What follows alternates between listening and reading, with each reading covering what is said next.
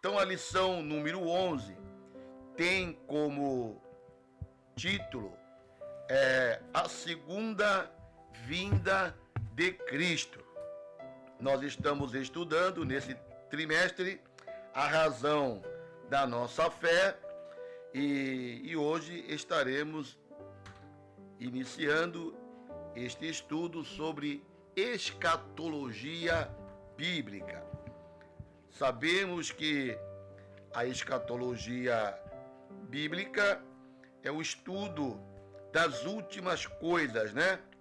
Então, é um termo teológico que mostra que as coisas que vão acontecer. E nós sabemos que a Bíblia nos revela tudo o que vai acontecer no futuro. Então nós vamos estudar hoje sobre a segunda vinda de Cristo.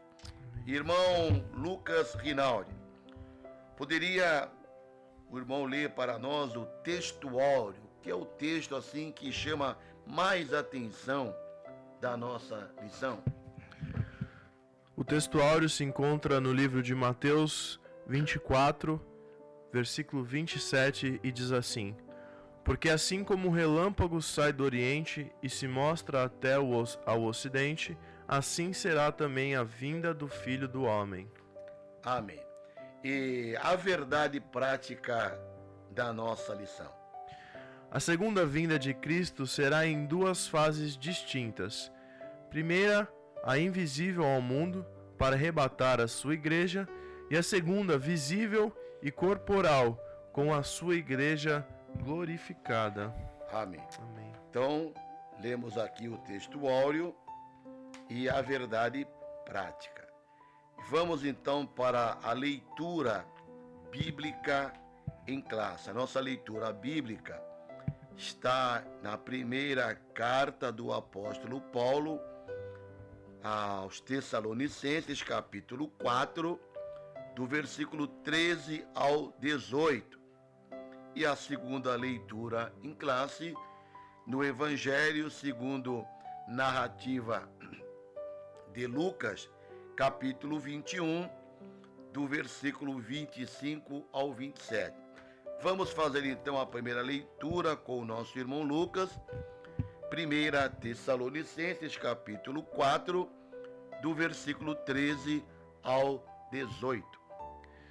Não quero, porém, irmãos, que sejais ignorantes acerca dos que já dormem, para que não vos entristeçais com os demais que não têm esperança.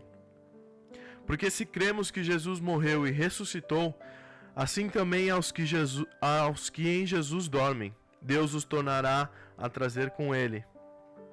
Dizemos-vos, pois, isto pela palavra do Senhor, que nós, os que ficarmos vivos para a vinda do Senhor, não precederemos os que dormem. Porque o mesmo Senhor descerá do céu com alarido e com voz de arcanjo e com a trombeta de Deus, e os que morreram em Cristo ressuscitarão primeiro. Depois, nós, os que ficarmos vivos, seremos arrebatados juntamente com ele nas nuvens, a encontrar o Senhor nos ares, e assim estaremos sempre com o Senhor. Portanto, consolai-vos uns aos outros com estas palavras. Amém. O irmão poderia também ler a segunda indicação aqui, né? Que é Lucas capítulo 21, versículo 25 ao versículo 27.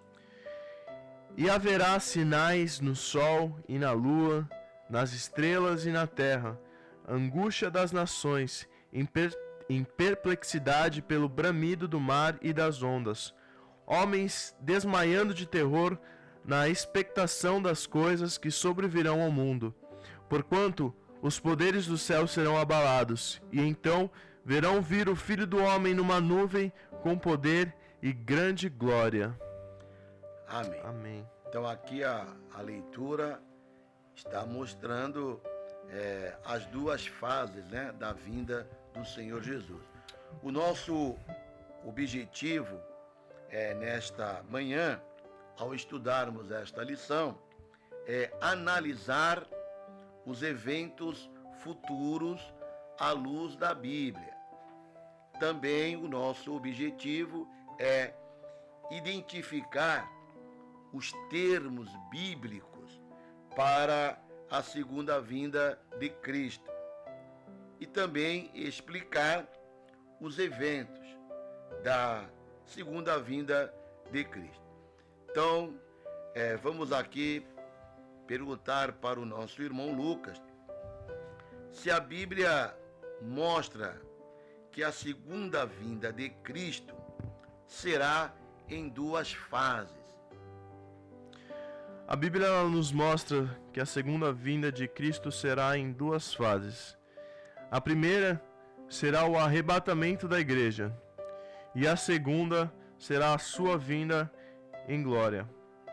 E entre esses dois eventos haverá na terra uma grande tribulação, o julgamento divino sobre todos os moradores do mundo, e no céu o tribunal de Cristo, seguido das bodas do Cordeiro. Certo. Então, quando a Bíblia fala sobre a segunda vinda de Cristo, nós precisamos entender que a segunda vinda de Cristo vai ocorrer em duas fases. A primeira fase, então, chamada de arrebatamento da igreja, conforme o nosso irmão leu aqui em 1 Tessalonicenses, capítulo 4, de 13 a 18. Arrebatamento, do verbo arrebatar, significa tirar de maneira rápida, né? E a segunda fase da vinda do Senhor Jesus é chamada a sua vinda em glória, a segunda vinda visível ou a sua manifestação em glória. E entre a primeira fase, o arrebatamento, e a sua segunda vinda em glória, temos um período, que é o chamado período de grande tribulação, período de 7 anos. E entre estes dois eventos, então haverá aqui na terra a grande tribulação, depois o juízo divino sobre todos os moradores do mundo, e lá no céu, aqueles que foram arrebatados vão participar do tribunal de Cristo e também das bodas do Cordeiro, que nós vamos estar então aqui explicando de maneira mais detalhada. Irmão Lucas, qual é então o nosso enfoque aqui nesta manhã, estudando este estudo sobre a vinda do Senhor Jesus? O nosso enfoque aqui nessa manhã é a fundamentação bíblica destes eventos do porvir. Certo. Então, o importante é ressaltar isto, né?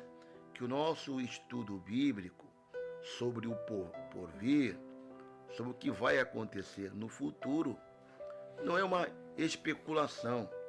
A nossa fundamentação é bíblica. A nossa escatologia é uma escatologia bíblica. Então estaremos falando o que a Bíblia diz sobre o futuro do planeta Terra, sobre o futuro da humanidade.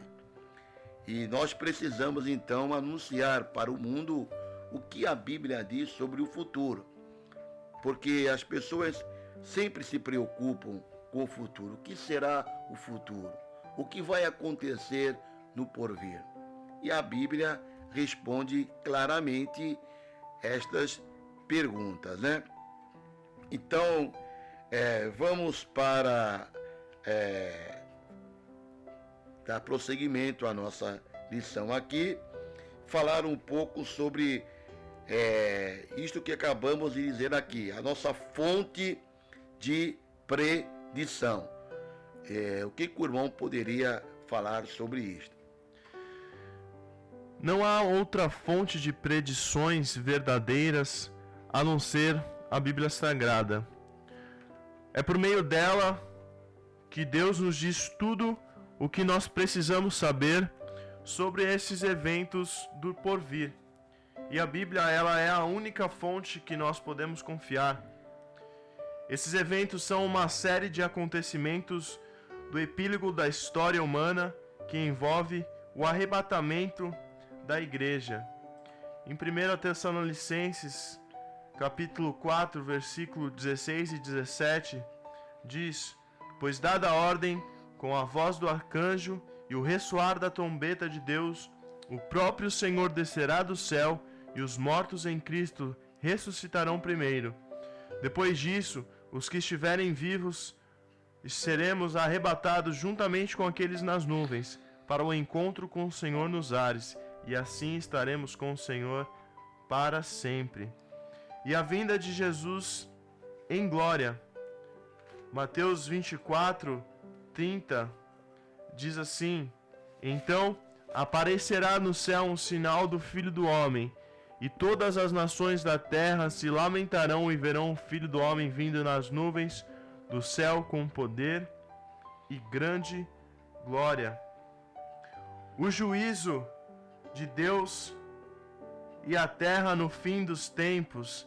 Mateus 24, 21 diz: Porque haverá então grande tribulação, como nunca houve desde o princípio do mundo até agora, nem jamais haverá. O futuro glorioso de Israel, e os irmãos podem ler em Isaías 62, os versículos 2 e 3, e o reino milenar de Cristo. Os irmãos podem ler em Isaías também 9, versículo 7, e Isaías 11, versículo 10. Então são acontecimentos anunciados desde o princípio do mundo, desde Enoque até o apóstolo João, o último dos apóstolos, no livro de Apocalipse. Certo. Então, vamos aqui frisar bem o que o nosso irmão acabou de mencionar, que estes eventos escatológicos, eles se apresentam em uma série de acontecimentos, né? Exato. Que são relatados na Bíblia. Então, quais são estes acontecimentos? Primeiro, como o nosso irmão falou lá, o arrebatamento da igreja. Depois, a vinda de Jesus Cristo em glória.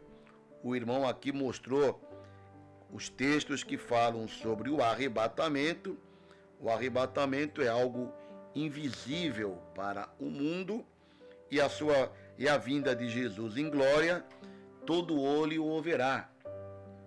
Texto que o irmão leu aí, Apocalipse capítulo 1, versículo 7. Depois, dando sequência a o arrebatamento, é mencionado aqui o juízo de Deus sobre a terra, juízo das nações, que todas as nações serão julgadas no final da grande tribulação. E o julgamento das nações está relatado lá no Mateus capítulo 24, versículo 21. E também os eventos escatológicos também mostram que o futuro glorioso de Israel. Nós sabemos que hoje o povo de Israel rejeitam o Messias, mas no período da grande tribulação, no final da grande tribulação, eles vão perceber que o Senhor Jesus realmente era o Messias que eles rejeitaram. Então eles vão reconhecer que Jesus era o Messias, e a Bíblia fala que Israel vai ter um futuro glorioso no reino milenar. O irmão citou aqui o texto que eu quero ler, Isaías 62, versículo 2 e 3, aonde fala claramente sobre o futuro de Israel. E as nações verão a tua justiça, e todos os reis a tua glória, e chamar-te-ão por um nome novo, que a boca do Senhor nomeará. E serás uma coroa de glória na mão do Senhor, e um diadema real na mão do seu Deus. Profecia bíblica sobre a glória futura de Jerusalém. Então, que vai acontecer no reino milenar. Então, como disse o nosso irmão aqui, a nossa fonte de predição do porvir é a Bíblia. O irmão poderia nos citar aqui algum acontecimento, algumas profecias que a Bíblia menciona e que se cumpriram e que a própria história comprova que a Bíblia realmente tinha razão? Nós vamos estudar sobre dois eventos: o destino dos impérios da antiguidade e sobre as diásporas judaicas.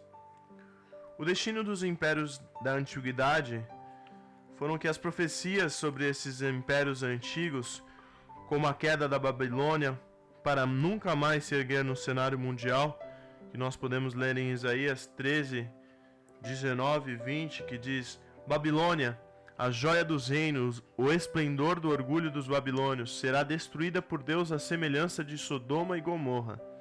Nunca mais será repovoada nem habitada, de geração em geração. O árabe não armará ali a sua tenda, e o pastor não fará descansar ali o seu rebanho. Então, uma das profecias dos impérios antigos, a queda da Babilônia para nunca mais se erguer no cenário mundial. E a ascensão e a queda dos impérios medo-persa, grego e romano, que nós podemos ver nos capítulos 7 e 8 de Daniel, entre outros profetas. Então, irmão, a Bíblia é confiável, né?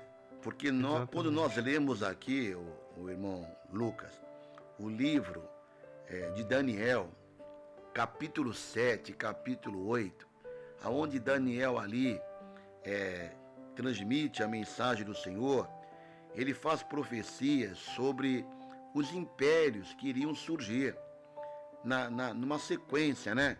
Ele fala sobre a Babilônia, sobre a queda da Babilônia, fala que depois da queda de Babilônia ia reinar os medos e os persas, após o Império Grego e no final o Império Romano e o nascimento e o surgimento do Senhor Jesus. Isto está relatado na Bíblia, em Daniel capítulo 7 e capítulo 8. E quando nós estudamos a história geral aí, qualquer aluno aí estudando, sabe que a história comprova exatamente conforme Daniel falou e a Bíblia fala: a queda de Babilônia, o surgimento dos medos de Persa, depois o governo, o reinado dos gregos e após os romanos. Então, provando que as profecias bíblicas são confiáveis. Nós também temos, o irmão Lucas, as profecias messiânicas.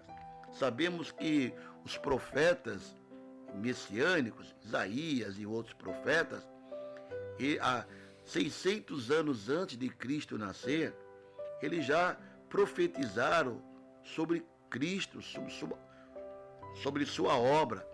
E o que o irmão tem a falar sobre as profecias messiânicas?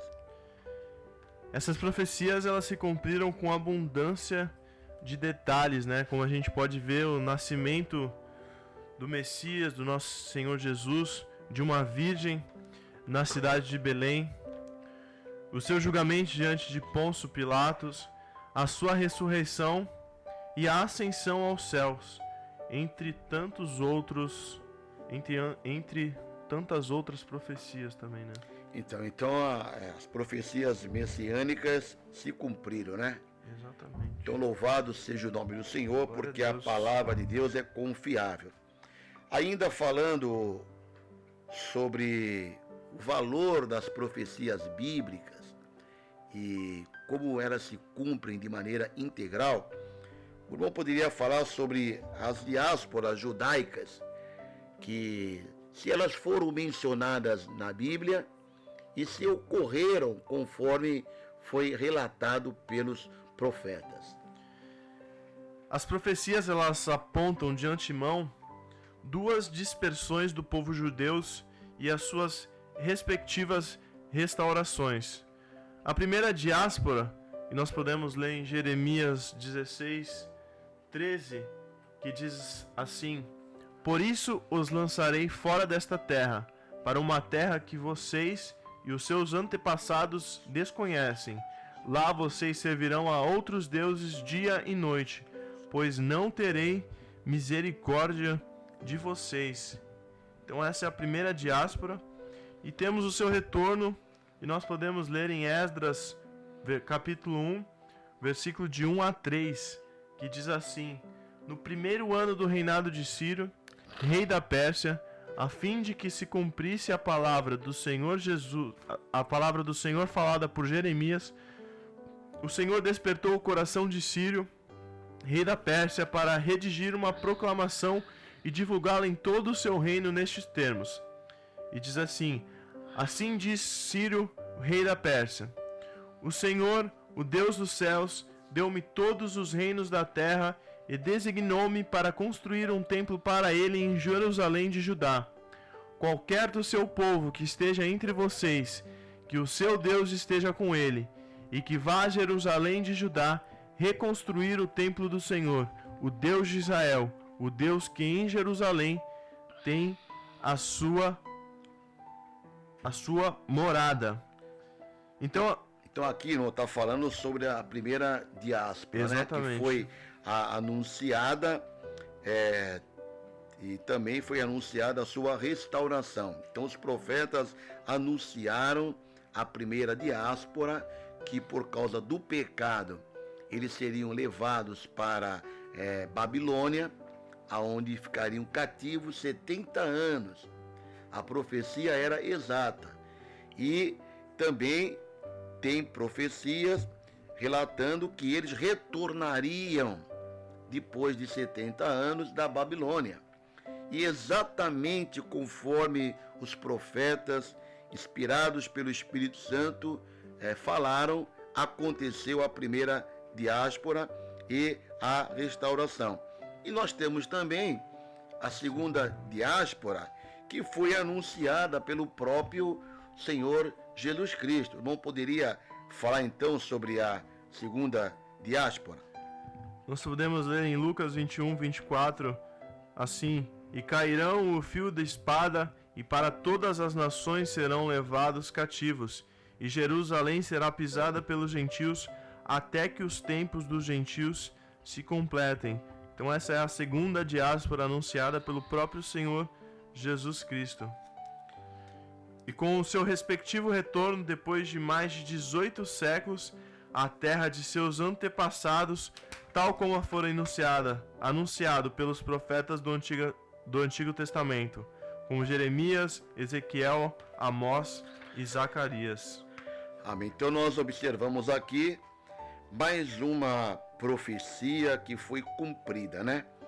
O Senhor Jesus, ele descreveu aqui em Lucas capítulo 21 e 24, sobre esta diáspora que iria acontecer após a sua ascensão, aonde os judeus seriam espalhados por todo o mundo, Jerusalém seria pisada pelos gentios, mas que eles retornariam para a sua terra. E nós sabemos, meu irmão Lucas, que esta profecia, ela que foi proferida pelo Senhor Jesus, ela se cumpriu 18 séculos após. Em 1948, os judeus retornaram para a sua terra. E hoje nós podemos ver aí Israel na sua terra a partir de 1948 e provando que a Bíblia estava correta, que o ensinamento do Senhor Jesus estava correto, que as profecias bíblicas se cumprem. O Senhor Jesus falou sobre a diáspora, os profetas, como o irmão mencionou, Jeremias, Ezequiel, Amós, Zacarias, falavam deste retorno e ninguém acreditava, né? Mas o Senhor Jesus fez voltar para a terra lá da Palestina os judeus a partir de 1948 e ali está estabelecido o Estado de Israel. Bom, dando prosseguimento aqui ao nosso estudo sobre a segunda vinda do Senhor Jesus, eu gostaria que o irmão mencionasse os termos bíblicos para a segunda vinda de Cristo. Quais são os termos bíblicos para este evento que vai acontecer futuramente, pode ser a qualquer momento, que a Bíblia menciona? O primeiro termo bíblico que nós vamos comentar aqui, estudar, é a vinda. A palavra parousia, que se pronuncia parousia, significa vinda, chegada, presença, volta, visita real, advento, chegada de um rei. E no aspecto escatológico, este substantivo se refere tanto ao arrebatamento da igreja, como nós lemos na leitura bíblica em classe em 1 Tessalonicenses 4,15, que diz: Dizemos-vos, pois, isto pela palavra do Senhor, que nós, o que ficarmos vivos para a vinda do Senhor, não precederemos os que dormem. Então, se refere ao arrebatamento da igreja, como também se refere à vinda de Cristo em glória com a sua igreja, que nós lemos em 2 Tessalonicenses 2,8. Então será revelado o perverso, a quem o Senhor Jesus matará com o sopro de sua boca e destruirá pela manifestação de sua vinda. O outro termo é ershomai, que significa ir e também vir. Aí, duas coisas opostas? Sim, desde que se considere o movimento entre o ponto de partida e o ponto de chegada. Para quem está no ponto de partida, é ida, mas quem estiver no ponto de chegada, é vinda. E esse verbo aparece em referência à vinda de Jesus em João 14,3, que diz: E se eu for e lhes preparar lugar, voltarei e os levarei para mim, para que vocês estejam onde eu estiver. Bom, então o primeiro termo aqui para a segunda vinda de Cristo, o irmão já falou, né? A palavra parousia, que é traduzida como vinda, como chegada, como presença.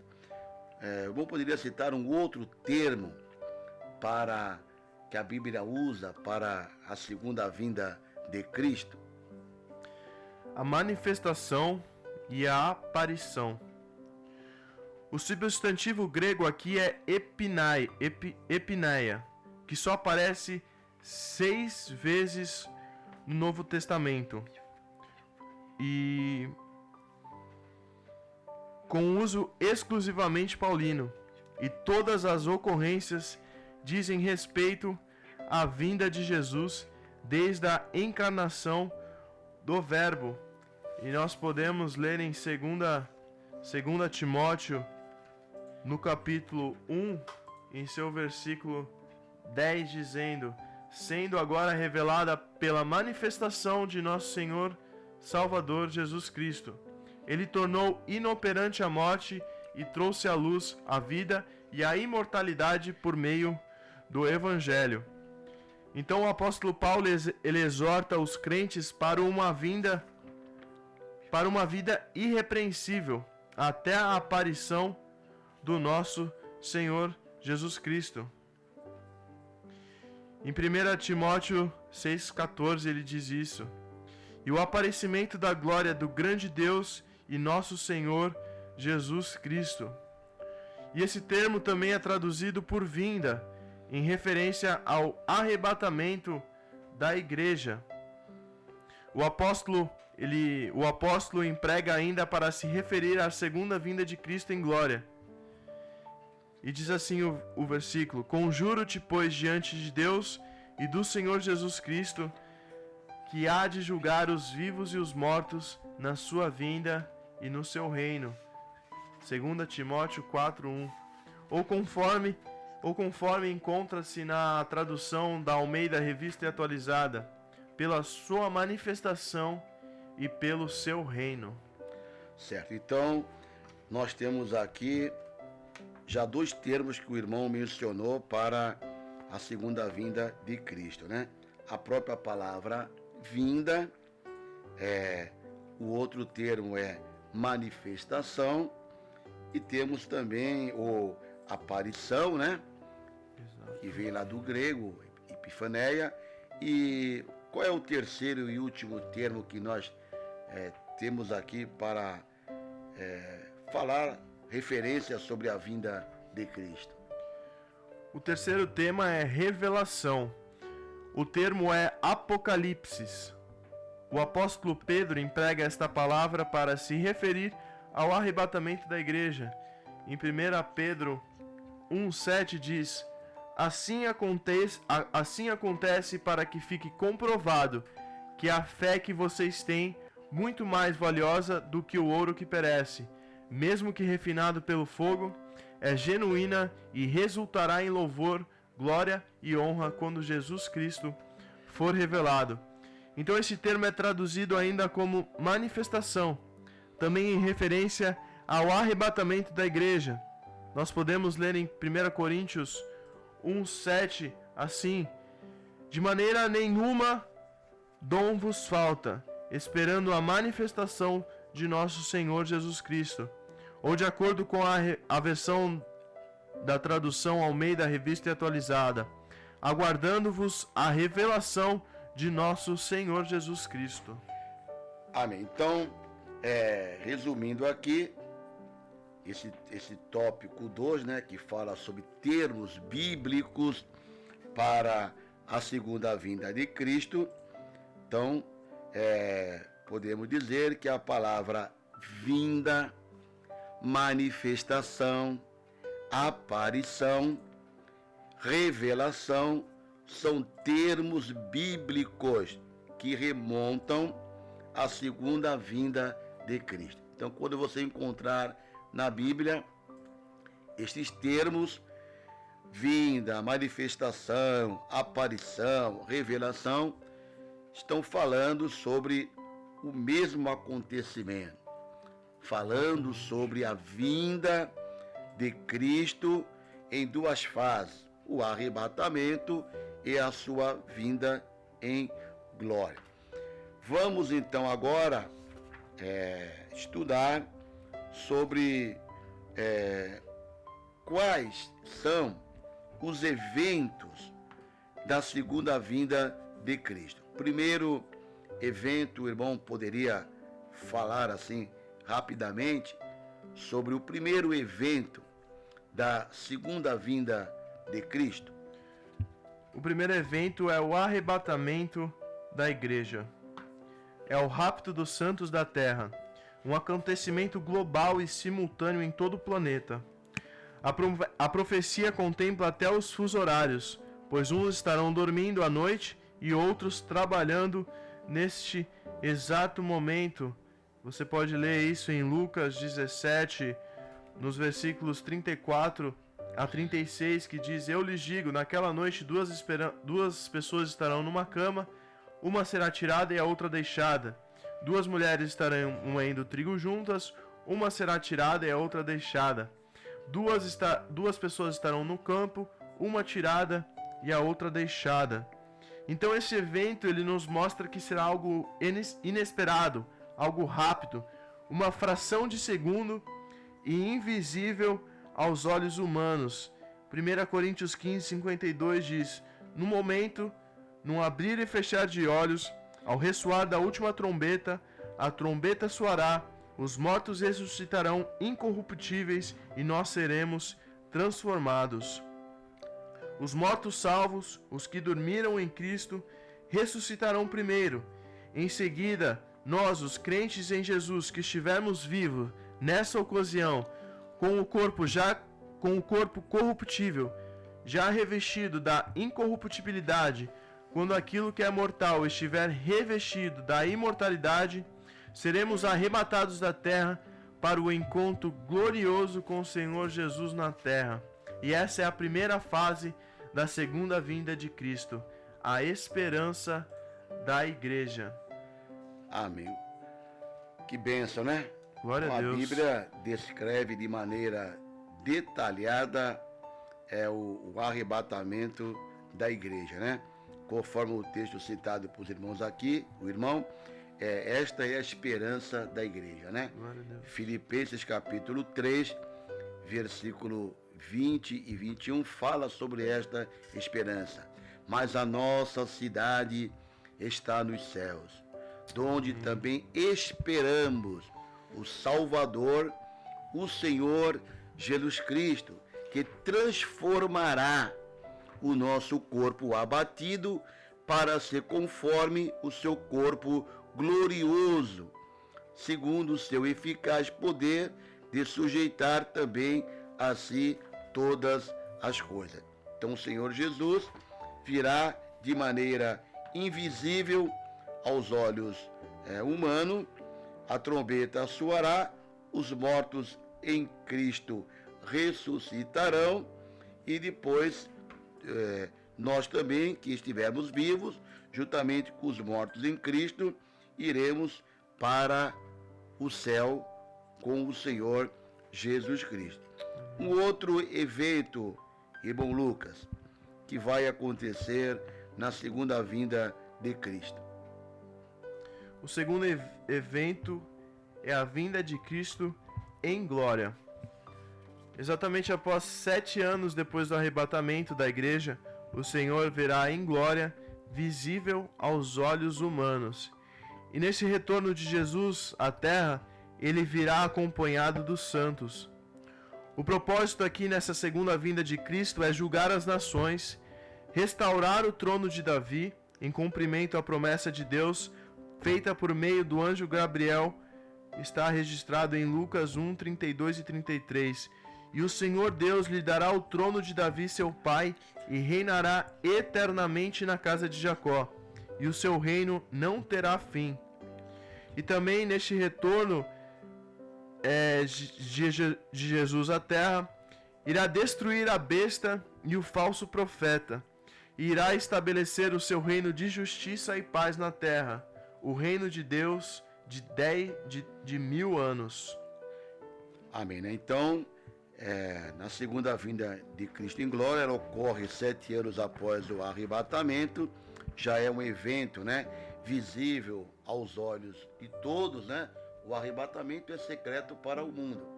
Depois de 7 anos ele volta com os seus santos para estabelecer o seu reino de 1000 anos, e nesta volta ocorre a batalha do Armagedon.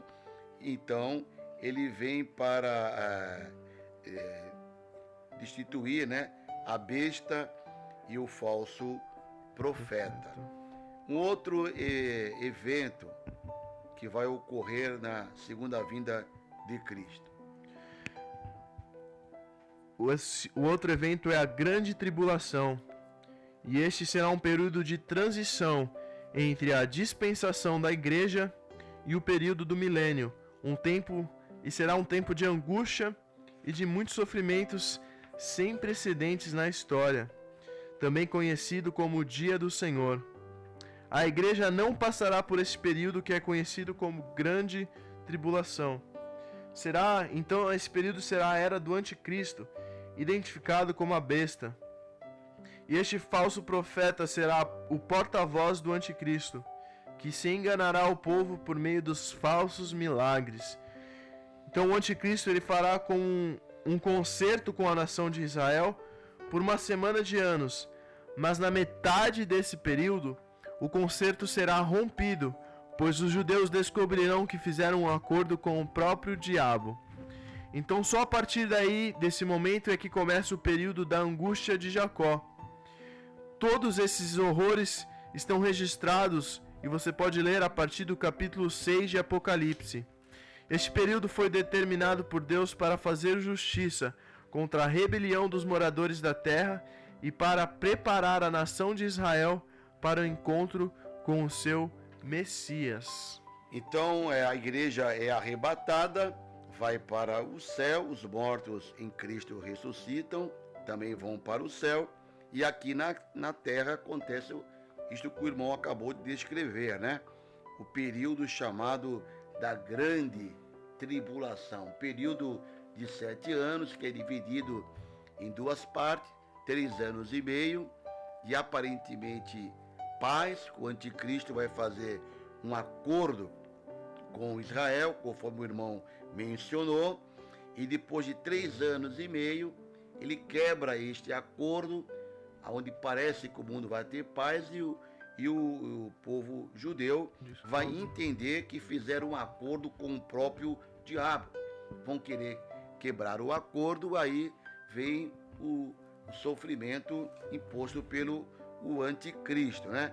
Então, neste período, vai estar dominando aqui, propriamente dito, o diabo, é o anticristo, que vai ser um grande líder mundial, líder político, que vai governar todo mundo, e ele vai ter um líder religioso, que é o falso profeta. E tudo isto é detalhado, esse período aí de grande tribulação, a partir do capítulo 6 de Apocalipse. Agora o irmão Lucas, um outro evento que vai acontecer na segunda vinda de Cristo. Agora vamos falar do evento que vai ocorrer no céu, né? Que aqui falamos da grande tribulação, que vai ocorrer aqui na terra. E agora o que acontece no céu? Acontece no céu, então, o tribunal de Cristo e as bodas do Cordeiro. Enquanto a grande tribulação ela acontece na terra, no céu, os santos estarão recebendo a recompensa por aquilo que cada um fez em vida por causa do Evangelho. Em 1 Coríntios 3, os versículos 12 a 15, diz assim: se alguém constrói sobre esse alicerce usando ouro, prata, pedras preciosas, madeira, feno ou palha, sua obra será mostrada, porque o dia trará a luz, pois será revelado pelo fogo que provará a qualidade da obra de cada um.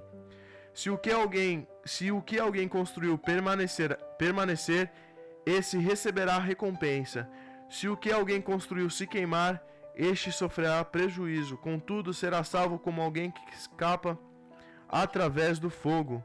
Em Apocalipse 22, 12 também diz: eis que venho em breve, a minha recompensa está comigo, e eu retribuirei cada um de acordo com o que fez. Então, os santos estarão recebendo no céu a recompensa por aquilo que cada um fez em vida por causa do Evangelho. E é o chamado tribunal de Cristo, que você pode ler em 2 Coríntios, capítulo 5, versículo 10. A premiação dos salvos. Então não se trata de um julgamento para salvação ou condenação. Todos os presentes ali já são salvos em Jesus, visto que a salvação é pela graça. Aqui se trata de mais uma bênção aos salvos. Em seguida virá a festa do Cordeiro. Em seguida virá a festa das bodas do Cordeiro, que você pode ler em Apocalipse 10, versículo 9, que diz assim: assim me aproximei do anjo e lhe pedi que me desse o livrinho.